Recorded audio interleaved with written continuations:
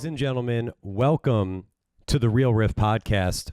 My name is Bill Markey, and I am all alone for this episode. There is no Tommy joining me, of course, unfortunately. It's my little brother. I love that kid to death.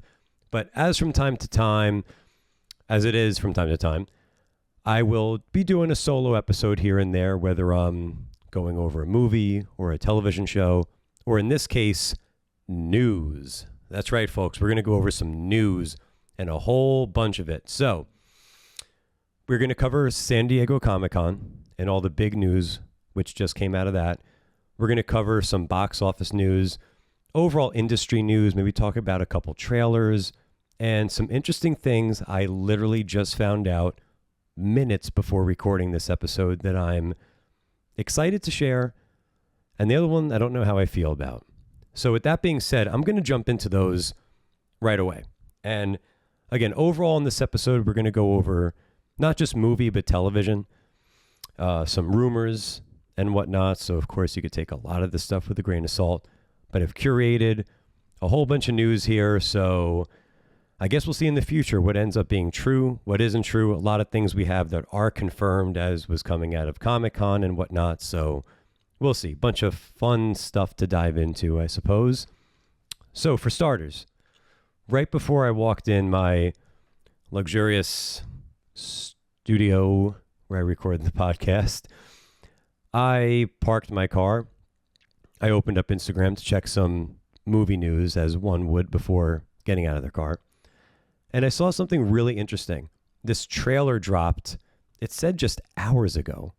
And this is something I didn't know existed. I didn't hear about this. I had no idea it was coming. And I'm excited. So we're going to start off with something I legit just learned about a couple minutes ago. So Josh Hartnett, who over the years has quite the resurgence. He was in Oppenheimer. He was in Trap, of course, which is a movie I've continued to love the more I watch it.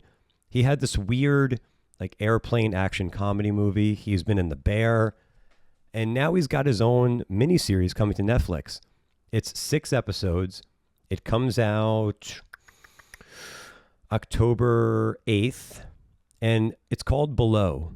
And it's definitely inspired by Jaws. Big time. You could see when you watch this trailer, you'll see it.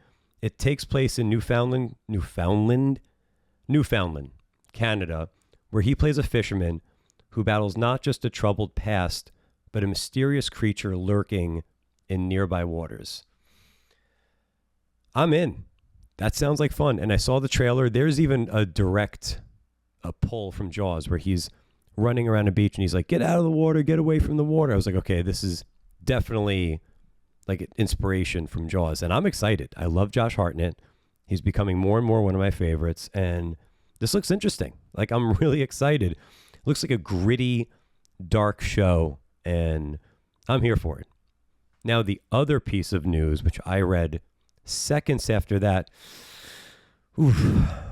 this is the one I don't know. I don't know how I feel about this one. Apparently, Macaulay Culkin is meeting with Disney about a new Home Alone.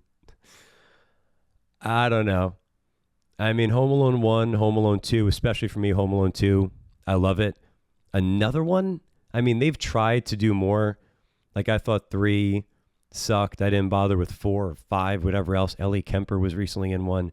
And nonetheless, it's on Disney. I don't know. I'm not sure about this. I mean, I have some interest because it's Macaulay Culkin, but I mean, man, what a time we're living in. We've got some amazing original ideas. Or not even original ideas, but you've got these new, fresh movies like Obsession, even a different take on the vampire story, with Sinners and Weapons. And then you have stuff like Macaulay Culkin meeting for Home Alone, Jim Carrey coming back for The Grinch. It's wild. And of course, we're just in the world of the IP and, big time. And we're going to get into that soon with Comic-Con. Couple of the random pieces I just wanted to cover real quick. So a trailer dropped for a movie I've heard about for quite some while called Other Mommy, which has Jessica Chastain. It's directed by Rob Savage. James Wan is producing. Universal is distributing, I believe. and this comes out October 9th. Now, I didn't know much about this movie, but I saw the trailer, and the trailer looks fucking creepy, I gotta say. So, Jessica Chastain plays Ursula, Bella's mother, and the maternal double that borrows her appearance. So she's playing two people. The dual casting gives the movie its best weapons. Bella must decide whether she is looking at the woman who protects her or the creature asking to be welcomed closer. And Chastain can shift warmth into menace without needing an elaborate disguise. Just a quick little description of it. This movie looks creepy. So she's playing the girl's actual mom, then she's playing this entity. So it's like supernatural horror. I don't really know what the entity wants, if it's feeding off the little girl or what it's doing, but I guess it wants to be her mommy as well, hence Other Mommy. And then another exciting trailer recently dropped. It was also discussed at Comic-Con. The new Resident Evil, directed by Zach Kreger, my guy, who did Weapons, who did Barbarian. This is coming out September 18th, 2026.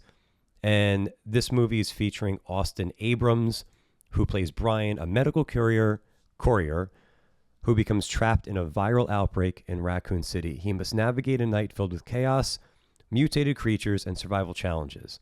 And the film emphasizes a game-inspired structure where you're following one protagonist through escalating danger rather than directly adapting the game's storyline. So it's a different take. Paul Walter Howes is in it. Kylie Reese, Zach Cherry, that's awesome, and Jono Wilson. Now, interesting story. Zach Kreger was recently talking about at Comic-Con how Austin Abrams almost died making this movie. So there's a scene, it's in the trailer, where he's running down an alley, I believe, and there's zombies just dropping from buildings to go get him. And as they're dropping, they're hitting the ground and they're exploding. And they were dropping 150-pound bags of blood on the ground as Austin Abrams, for real, no VFX, is running down the alley. And he almost got nailed by one, which is fucking wild. That was gross. You just heard me choke for a second. But anyways, yeah, I mean, the fact that they're going without too much VFX for this, obviously there's going to be some, but that they're keeping it pretty practical is fucking awesome, especially in a movie like that. Now, moving on to the big stuff, to the meat and potatoes, we've got Comic-Con, and we've got some big ones. Marvel had a good showing. Say what you want about Marvel over the years, they did have a good showing. They brought back some old school excitement, and people were just eating it up. Now, a huge one is Ryan Gosling will play Johnny Blaze, a.k.a. Ghost Rider, in 2028. Now, this is being directed by Sean Levy, who most recently did Deadpool and Wolverine. He also just finished Starfighter, a Star Wars movie coming out in 2027, also with Ryan Gosling. So this is a passion project of Ryan Gosling, similar to how Channing Tatum always wanted to do Gambit. Gosling always wanted to do Ghost Rider. And ironically, he's married to Eva Mendes, who is in the original Ghost Rider movies with Nicolas Cage. So that's just funny. But, I mean, Gosling is, he's coming off of Project Hail Mary. He's going into Starfighter. I mean, he's doing big IP stuff. He did Barbie and whatnot. But, I mean, I'm in the bag for Gosling. I think he's a great actor. I think he's fun. I think he's very dynamic. I think he's got a lot of range. And the fact that Disney is pairing up him and Sean Levy again to me, that tells me that they have faith in Starfighter. So the Star Wars movie that Gosling and Levy just did. So I'm excited to see this Ghost Rider interpretation. I mean, Levy plays well in this field. I mean, Deadpool and Wolverine was a big, violent, comedic hit. Ghost Rider, not too much, comedy there, but still, I mean, this says something. Disney must have some sort of faith in the Gosling and Levy tag team. And moving on, big-time director Ryan Coogler came out. He announced he will return to direct the third Black Panther film, which is coming out in 2028. And they also announced David Johnson as T'Challa II. So he's going to be the new Black Panther. He's joining actors Letitia Wright and Winston Duke, who are returning. And this is interesting because in Black Panther 2, they introduced T'Challa's son at the end of the film, and he was just a kid. So they're going to have to figure something out to explain why he's a grown man. And good for David Johnson. He's a thinner dude, but he looks like he's bulking up a bit. David Johnson, if you're unfamiliar, he played the android in Alien Romulus. He was also in the Stephen King adapted story, just came out last year with Cooper Hoffman, called The Long Walk. Great movie. He had a great performance in that. So I'm excited. I think this is a wonderful pick. So I'm excited for that. The other news coming out of Comic-Con regarding Marvel is they did a big Avengers Doomsday reveal. Downey came out, decked out in a green and black jacket with all these Easter eggs regarding Doctor Doom. They brought out the Avengers. They brought out the X-Men. They brought out the Thunderbolts. Paul Rudd was there. Who else was on stage that of note besides Downey? Chris Evans did come out. He didn't say anything, apparently, so that's interesting. I feel like that's a sign for something within the movie that we're going to get a different Captain America. Maybe a bad guy Cap? I don't know. But this was interesting because when I watched them introduce, and nothing against any of some of these amazing actors and actresses, and I mean, it's exciting to see like James Marsden, Paul Rudd share the stage with Robert Downey Jr. and Chris Evans, but it didn't have that same excitement like when they used to bring the cast out. I have faith in this movie. I do. I know a lot of people don't, but I'm still excited to see it. I'm excited to see how they play with Doom here, how they have him interact with the Avengers. We also had, what's his name? Pedro Pascal was there. And they were alluding to the fact that, I mean, even though this is pretty much comic canon, that Doctor Doom will have a pre-existing relationship with the Fantastic Four, which makes sense because without seeing his face, he did pop up at the end of Fantastic Four. They did show a trailer exclusively for Comic-Con, which has leaked in little ways. I've seen it. I've seen a blurry version at least. But I'm getting the vibe that the rumors that Doom might have lost his family and now he's out to unleash hell, where the rumor is, spoilers, potential spoilers, where Doom comes along as a hero to seem like he's going to fix these incursions of all these universes coming together, like the X-Men and whatnot, like how all these worlds are colliding. But really, he's just going to lead them on, and I guess he's going to unleash hell and try to kill everybody and destroy worlds. So there's even a part in this trailer from Comic-Con where Pedro Pascal, Reed Richards, is coming face to face with Doom, and he's screaming, "Did you do this? Did you do this?" It seems like it's somebody who's been let down. Not like, oh yeah, he's a bad guy. Of course he would. He seems surprised. So I feel like Doom is going to be a pretty dynamic character. I feel like he's going to start as a quote-unquote good guy, but he's going to lead them on, and then all hell's going to break loose. So I'm excited to see what they do with it. I am curious. Now, during this panel, somebody wearing an X-Force Deadpool suit, which is more like a black and grayish suit, went up to ask a question to the cast. Downey picked him by hand, and it was Ryan Reynolds, legitimately, who was walking around Comic-Con as Deadpool in the X-Force suit. He asked him basically if he could be in the movie. They said we're wrapped filming. I take that as an Easter egg, that we will get some sort of Deadpool cameo in this movie. Reynolds has confirmed that they're working on a fourth Deadpool anyway, so should be interesting. But going back to Doomsday, the trailer that they put out a few weeks ago, I know a lot of people weren't impressed. I just watched it, and I was just like, okay, it's a trailer. They're basically just showing us, like, here's the actors, here's the characters, look at them. Like, that's it. There wasn't much substance. The trailer they showed at Comic-Con, that one had a lot more to it. So that's the one I'm curious to see the reaction online. I mean, the original trailer did crazy numbers on YouTube, but I'm curious to see the reaction when this next one comes out. Now, from DC, it seems like there wasn't a whole lot from the big screen, but apparently they showed some footage from Lanterns, the show which drops August 16th on HBO Max with Kyle Chandler and, his name is escaping me right now, but I'm not whoever's playing Jon Stewart. I'll find this out right now. But anyways, apparently the footage that was shown was tremendous. Like, I'm hearing a lot of good things about it. I mean, the new trailer that made it online was really good, but I believe they showed even more footage. Oh, Aaron Pierre is playing Jon Stewart. Sorry, everybody. We also got Laura Linney in the show, which is cool. But apparently they showed some really promising footage. I mean, in the latest trailer, we did see a whole lot more character-wise. The creators have confirmed Sinestro and, mainly the Manhunters will be the villains of this show. They're shape-shifting aliens. And Laura Linney will play, quote-unquote, an important guardian. This show is giving me vibes of True Detective Season 1 with Woody Harrelson, Matthew McConaughey, two of my favorite actors. I'm excited. I love the vibe of this show. DC's not doing too well right now, coming off of Peacemaker Season 2 and Supergirl, so I'd like to see something good from them as we're heading into Man of Tomorrow. Now, for those that are fans of the Rings of Power, which is on Prime Video, their third season is coming out November 11th, and Simon Pegg is a big addition. He's voicing Balrog. So, if you're happy about that, our Lord of the Rings fans out there.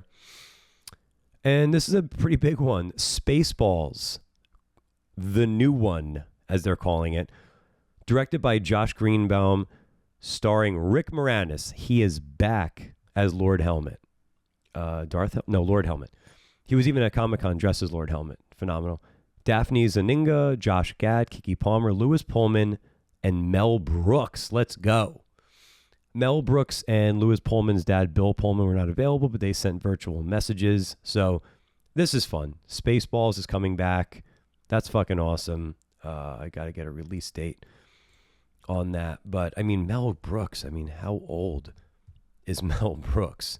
So, good for him. He's got to be like 100 years old. Here we go. April 23rd, 2027. Whoa. 2 days before my birthday. Everybody remember that. Send me a gift. Send me some more shit for my apartment here. So for those watching on YouTube, these are just a smattering of my collection. And I don't know if I should be proud of that. This isn't what the collection room looks like. I moved some stuff around. So I've got my Robert Pattinson, who right now I'm displaying without the mask with the birthday card that he finds in the beginning of the movie. I've got my Tom Hardy Venom, Art the Clown hiding behind him, my new John Bernthal Punisher Marvel Legends. Got some Star Wars, a Padme figure I just purchased. Sienna from Terrifier. Got some movie posters like Mad Max and Long Legs behind me. Got this awesome Joker painting from a client of mine from years ago. But anyways, yeah, for my birthday, send me more shit. You can't go wrong with Batman, Boba Fett, Star Wars overall. Speaking of Star Wars, Seth Green, he had a show that's been on the shelf for 14 years, a comedy series called Star Wars Detours. It's animated, and it's coming out. Don't have a release date for that, but Seth Green, long-awaited Star Wars show, is coming out. For the Futurama fans, it's coming back for, holy shit, season 14. I didn't know this show ran that long. Premiering August 3rd. Blade Runner 2099 on Prime Video, starring Hunter Schafer, Michelle Yeoh, Matthew Needham, and Tom Burke, is on its way. I believe that's November. And this is an interesting one. Apple previewed their Matchbox trailer with starring John Cena, like based on the Matchbox cars. Jessica Biel is in it. This is interesting. It's you're taking like a kid's property like you did with Barbie, but they're making it like serious and action-packed.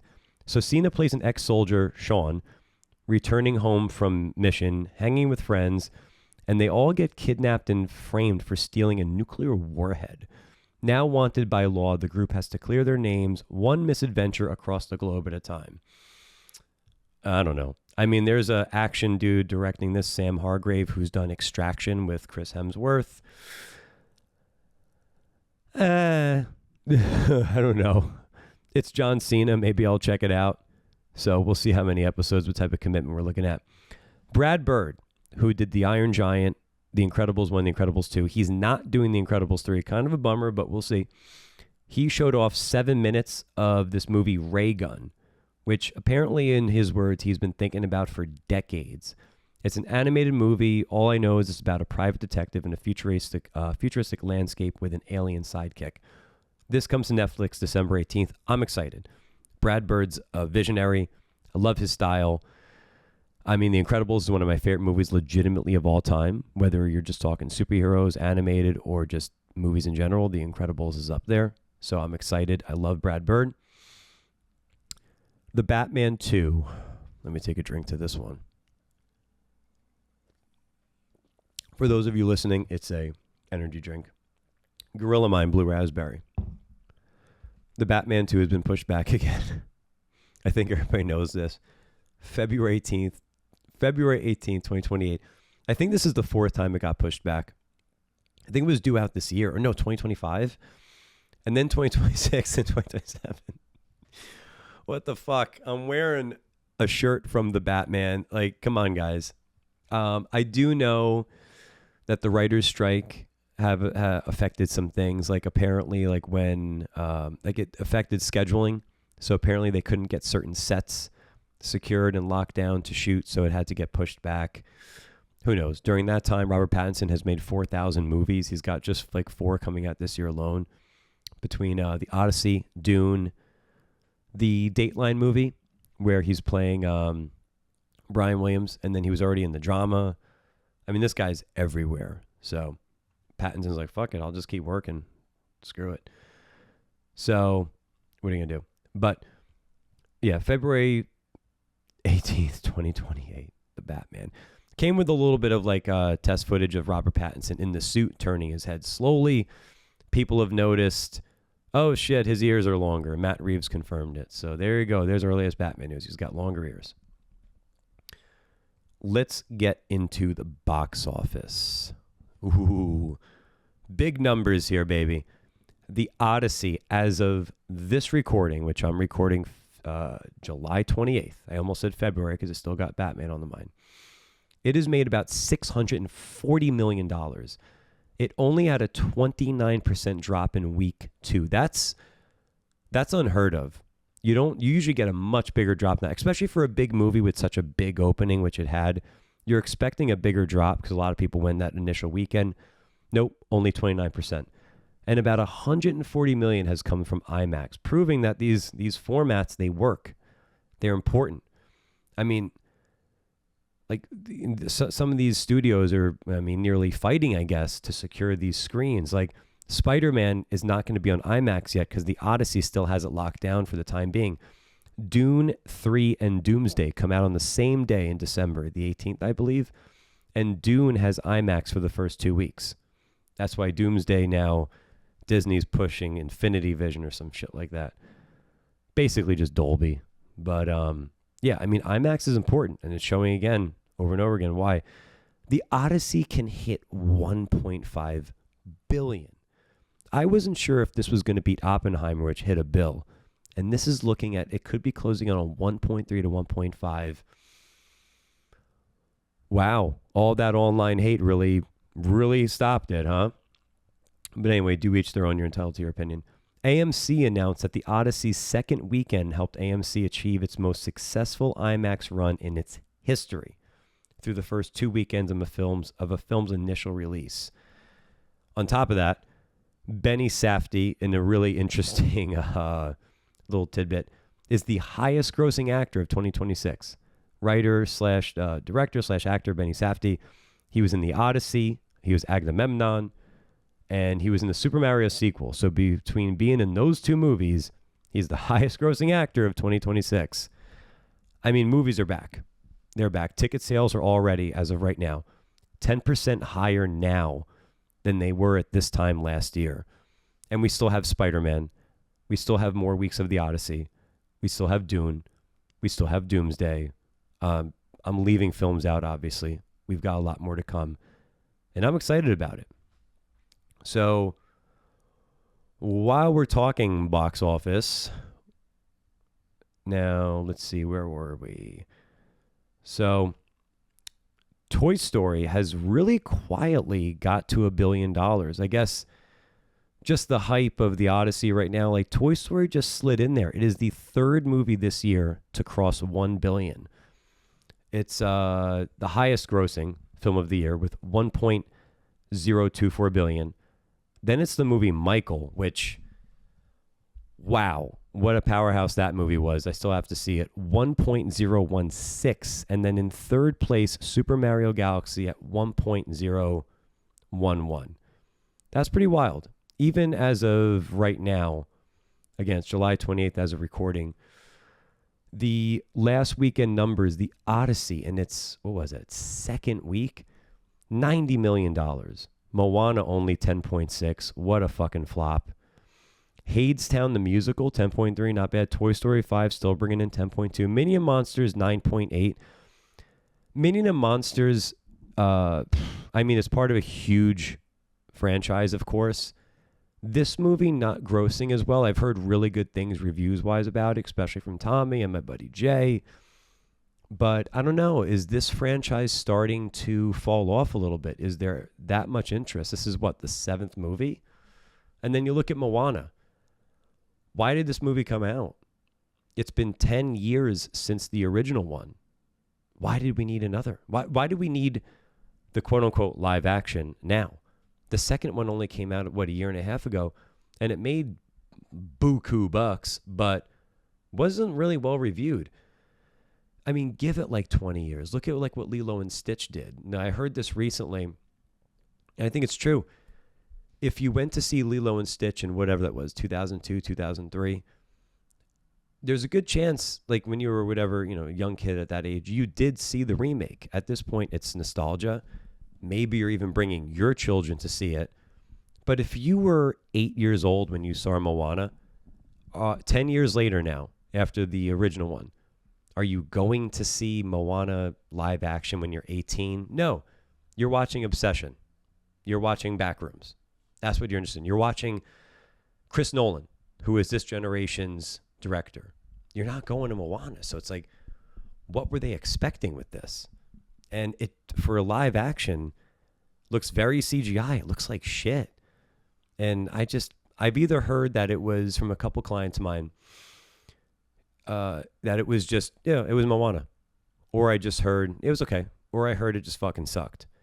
So I don't know. I don't know why they keep bothering with these live actions. Just make a Moana 3 instead. Focus your time on that. Who cares about the live action? Put your time into the third one. Give that one a go or come up with something original. Now, the big release this coming week, and I will be doing a solo episode all about it because Tommy will be in Italy. Fucking awesome. Jealous of him. Spider-Man.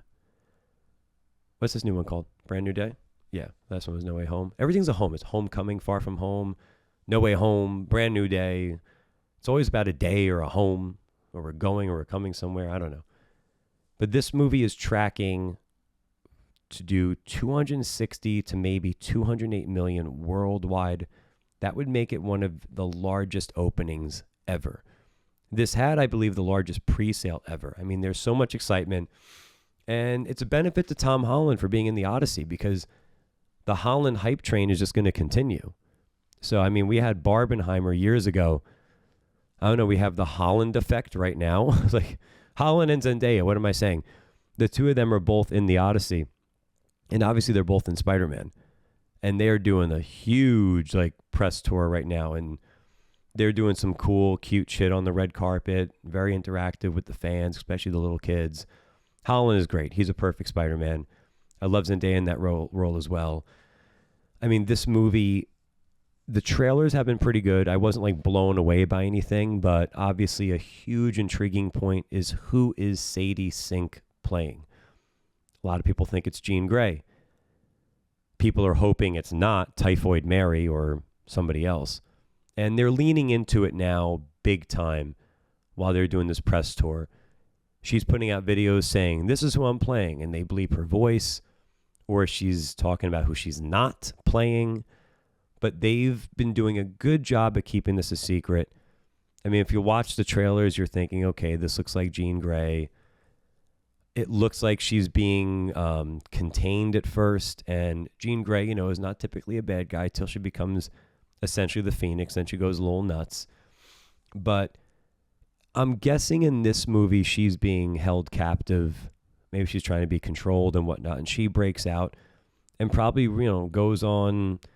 She gets defensive, but then she goes on the offense real quick, and she does it in a big, bad way. So I'm excited.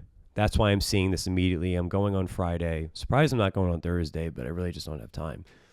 But I'm excited for this movie. I have enjoyed Tom Holland in everything in terms of Marvel, between the Spider-Man films, the Avengers movies.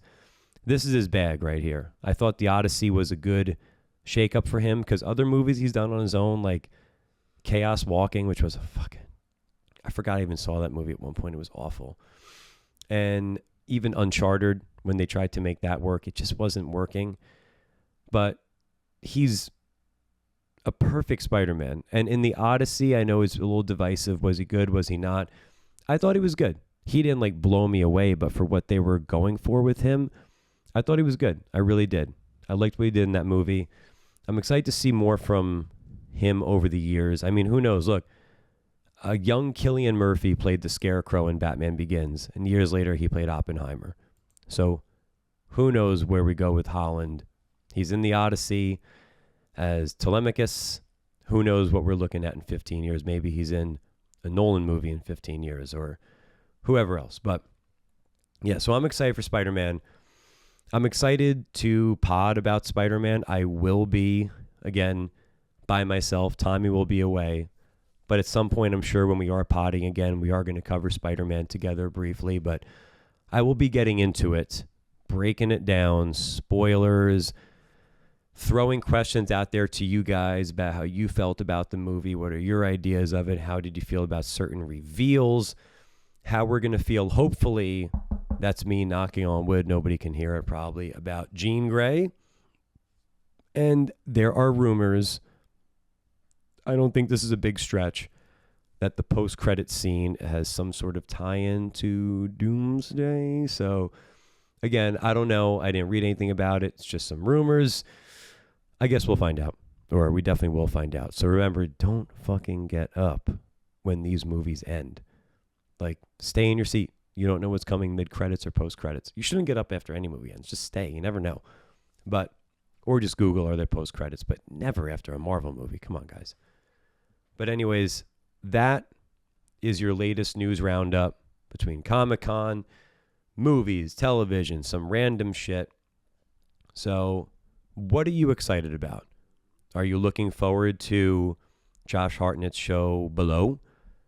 Are you looking forward to Spider-Man? Are you looking forward to Ray Gun? Are you on the fence about Doomsday still? Are you excited that Ryan Coogler is returning to Marvel? How about Ryan Gosling as Ghost Rider? Are you going to see Other Mommy? Do you want to see Macaulay Culkin return in Home Alone? Are you excited for Rings of Power? I'm not. I don't watch that show. Spaceballs, the new one. It's on its way. Lanterns, Futurama, Blade Runner. You get it. Matchbox. Weird way to go about it, but who gives a shit? And damn it, the Batman 2, February 18th, 2028. Motherfucker. As I look at this beautiful Batman statue I have from Sideshow Collectibles. But anyways, everybody, I hope you enjoyed this episode. Please join me when I talk all things Spider-Man. Brand new day. Don't forget to like, subscribe, share, comment, tell a friend, tell your mom to listen to the Reel Riff podcast. Be like, Mom, Other Mommy, whatever, get over here, listen to this fucking podcast. So excited to have Tommy back soon when he gets back from Italy. Love you, buddy. And Kim, we are going to see Other Mommy. So maybe that'll hit you, because you have said that there is a deep entity in you that takes over. So you know who you are. Maybe this will help you figure out how to go about it. But anyways, I've seen the entity. It's scary, kind of friendly, freaks me out, but whatever. Other Mommy looks great. Everybody, this has been the News Roundup. My name is Bill. Thank you for joining me, and I'll see you next time on the Reel Riff podcast.